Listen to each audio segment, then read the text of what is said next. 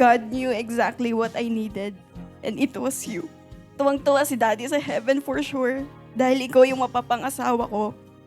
Dahil nakatagpo ako ng lalaking magmamahal at mag-aalaga sa akin, katulad ng pagmamahal at pag-aalaga niya. You're so gentle with me, you're loving, you're kind. That's why I feel so blessed to have you. Here's to a lifetime of kulitan, tawanan, at inisan. Wala nang atrasan, and I can't wait to build everything we've ever dreamed of together.